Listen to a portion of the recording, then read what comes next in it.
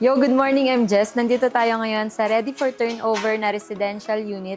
Meron itong 148 square meter. At ngayong araw, samahan nyo kaming mag-house tour kasama ng ating client, ang ating owner ng unit, which is ang ating pinaka-beautiful na client, si Ma'am Frances. Hi, Miss Jess! Hi! Hello! Paano pasok tayo? Ma'am, question lang po. Paano po kayo nag-come up sa ganitong idea ng house niyo since kayo po yung titira dito na family? Come up. Apo. Okay, actually kasi nagsisearch ako sa social media. Doon ko nakilala si Hegdes. Doon ko kayo nakilala. Tapos, napansin ko, idea na medyo gusto ko na itsura is medyo modern, contemporary, cabin style. Tapos nung nakita ko kayo na yun yung mga ino-offer sa catalog nyo, nagustuhan ko siya. Wow. And it helped me decide na parang na-narrow yung list ko ng mga contractors. Sabi ko, pasok siya dun sa style na gusto ko. Kaya I really liked it. Pwede Yun. niyo po ba kaming i-tour, ma'am, kung ano Sure. yung mga pinakonstruct niyo dito kay Hegdes? Sure naman. So Okay first, po. nandito tayo sa garage natin. Medyo, I think mas malaki lang siya ng konti dun sa standard size ng garahe. Pero okay siya for ours. Kasi pwede rin siyang for function. Yes. Pwede kang mag-party. Kasi pwede ka pa nag-invite, maglagay ka ng table dito, buffet area. Okay siya. Okay? Tapos meron kaming laundry area dito.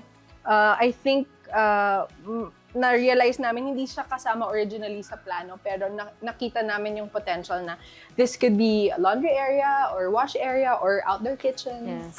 Ito, favorite part ko to. Favorite part ko siya sa bahay kasi yung hangin dito sa area namin, malamig. Tapos presko. And then, nakita ko talaga in my head, na-imagine ko na pwede kami mag-breakfast dito, kakain kami, or mag-entertain ng bisita. Tapos, it flows well. Na-design siya na it flows well. Pasok tayo inside. So ito, yung unit ni ma'am is pwede tong entrance. Pwede rin mag-entrance dun sa other side. Pero mas better na dito tayo mag-entrance kasi ito yung pinaka-living area niya. So ano po yung nakikita nyong idea na pwedeng ilagay dito, ma'am? Saan nyo ipopwesto yung mga sofa nyo? Or Yeah. sa part na to, ano po yung pwede nyong ilagay? Yes, alam mo, sobrang excited ako kasi nakita ko yung potential dahil farmhouse, cottage style siya. Yes. Pag binuksan mo to, ang laki ng opening and then the guests can stay there, tapos may flow here. Apo. And then, pwede they can come and go, tapos hindi siya obstructed. Pwede kasi dito, ang ini-imagine ko dito, this could be a living area, or it could also be a dining area as well. Tapos pala, ma'am, no? Yung design na to is, since may door din dito, yung mga nagluluto dito, or nagluluto po kayo dito, pwedeng, example, may mga bonding moments na sa part na to, hindi na sila makakastorbo na lumabas Yes, dito. Ito na agad yung exit door nila. Yes! Na-appreciate ko yun. Alam niyo yung pinakamaganda rin dito, ma'am, na nagustuhan ko sa bahay mo. Nakingialam mo. Yung pag Okay lang. ma'am, yung may nagluluto sa labas, Pakiabot nga po ng Opo. ulam. Ganon. parang, Efficient siya. Yes. Yun yung na-appreciate ko na na-design namin, na napag-usapan namin nila architect. Kasi that's very important for me. Because the house beside mine is, they belong to my parents. So, important na I have access. And nangyari naman siya. Okay, so itong kitchen na to, nakita mo siya, kasi ako bilang nanay, kapag na-imagine ko, pag nag-grocery ako, pag marami akong bit-bit, doon ako sa pinakamalapit na pinto. That's why may access dito, may access doon. So, for example, pagpasok ko dito, kukunin ko yung groceries ko, tapos ilalagay ko siya dyan, tapos nandito na lahat. And I think that's very important for me kasi hindi siya, parang yung flow Sa niya time. natural. Oo, efficient siya, hindi siya matagal, hindi na ako kailangan umikot-ikot. umikot-ikot. Yeah, diba? Dito naman po sa ating ground floor, yung size pala nito is 68.75 square meter, yung ground enough. floor niya. Yeah. So, na-maximize talaga yung space niya. Tapos, yun, ang ganda. Yeah. Yes, I like it. It's open and the ceilings are high. So, ito, yung master's bedroom ni ma'am is naka-barn door na siya, ma'am. Yes, yeah. Yan. Nice, no? Suabe. Okay, so welcome to my room. So, bago nila ma'am matulugan yung yung unit nila, yung bedroom niyo, ma'am. So, very pa siya ngayon, very plain, wala pang mga Yes. nakalagay. Pwede niyo po bang sa amin, ma'am, ipa-imagine kung saan mo ilalagay yung course. bed, Okay. saan kayo magwawala. Na-imagine. Good idea. Diba, I ma'am? like this space. It's enough for my husband and me. So, pagpasok mo dito, ang na-imagine ko is ito yung may queen-size bed dito. I really like that. Tapos side niya, and then perhaps like a small closet and a vanity. So, may mga saksakan dito kasi gusto ko siya lagyan ng tech hub charging stations for cell phones, for laptops. Opo. And then, side tables doon sa dulo. Diba? Look at the windows. Ang laki. I like it. Kasi gusto Yung ko maliwanag. ventilation. Yeah. May ventilation tayo ng sliding window and then meron Yes. tayong owning window. Yes. Tapos dito yung aircon, ma'am. Yes. Yan. And then, my favorite is the bathroom. Yes. Yung bathroom ni ma'am is frosted glass. Yes. I like it because it's very modern.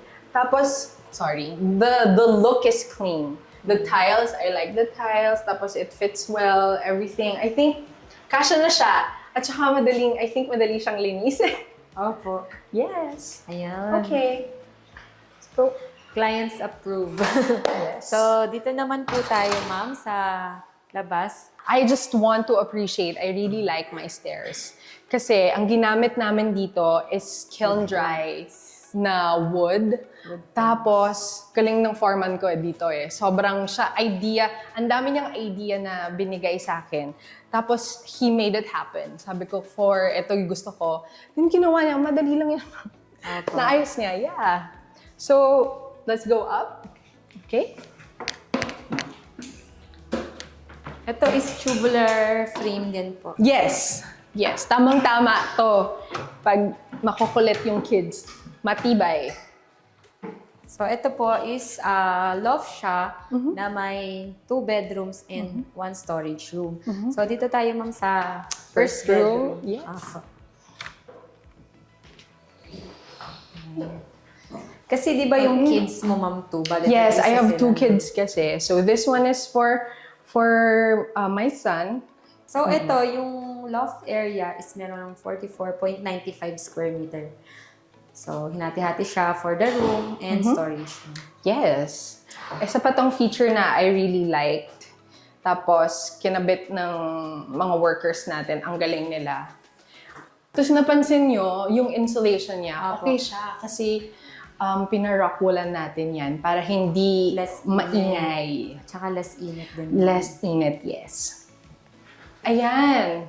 So this room, ang difference niya dun sa isa is meron siyang bigger window here na I think I really like. Naka-fix. Yes. Kasi ano siya I think yung east nandito, kaya hindi rin mainit yung bahay. Good. Bale, Yeah. tag-isa sila ng bedroom. Yes, tig-isa sila. Tapos, it's just enough for them. Dito naman tayo sa storage room ni ma'am. Ito, idea to ni Four. Idea niya kasi nung una, nakita namin na may potential talaga na magkaroon ng storage space. Tapos sabi niya, nung una nga, inimagine ko lang parang yung aakyatan lang namin na ano. But sabi niya, ma'am, hindi, lagyan natin ng walkway para madadaanan nyo. And I really, really like that idea. Kaya, let's go. Ayan. Very Welcome. spacious yung Yes. storage room mo, ma'am. Yes. Nung nakita to ng asawa ko, sobra siyang natuwa at ayaw na daw niya na storage area to. Gusto na daw niya ng man cave. Gusto na daw niya ng man cave dito na lang. Okay. Sabi ko, sige, kapag tatakas ka dito ka na lang. Magiging storage pa rin naman siya. But eventually in the future, I can see that I can put a partition here para ma-utilize yung space na to for guests and for relaxation daw ng asawa. Naka-rock wool din to kaya hindi siya Opo. mainit. Na-try ko na to na sobrang lakas nung ulan. Kasi nagpagawa kami, may bagyo nung time na yun eh. Pag umuulan Parang dito, ilang hindi bagyo, ko, ma'am? hindi ko naririnig. I mean, hindi siya sobrang lakas. And of course, ito yung pinagmamalaki ng asawa ko, yung contribution niya sa bahay daw na to, is this loft net. I really am very proud of this. Kasi nung una Pwede talaga.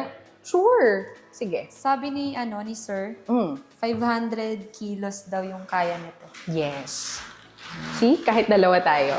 Pero parang Kinakabahan ka ba? Pero safe Pero siya. nagtiwala ako sa sinabi ni Sir na yung Oo. husband ni Ma'am na kayang-kaya niya ng 500. Oh, yes, kasi na-try na namin siyang mag-anak. Yung husband ko, ako, tapos may 2 kids. Eh, kahit magaganyan kami, okay na, di na kita. Pero di ba, nice siya. I really like this kasi naging feature siya sa bahay. Ito naman, Hegdes made it happen this one. Bago tayo mag-end, since napakita na natin sa kanila yung house niyo, na house tour na natin sila, may question ako, Ma'am, na-stress ka ba? Oo naman, kasi stress in a way na I don't think na first time ko naman magpagawa talaga ng bahay. This is my first home na akin talaga. And first time ko na-experience lahat. And I don't think even with my personality, nothing can really prepare you. Now, alam mo yun na walang magiging perfect talaga. But what I really appreciate about working with your company is na-address lahat ng concern. And in the end, if it works out in the end, edi okay lang. Yeah, thank you. Thank you. Talagang Okay na dumadaan lang po yung sa construction part na may mga gano'n na Yeah. may part na mai-stress ka kasi gusto mo ganito, ganyan. Yeah, and there are things that you can't control kasi. Yes. It's beyond our control. So, ayun lang po.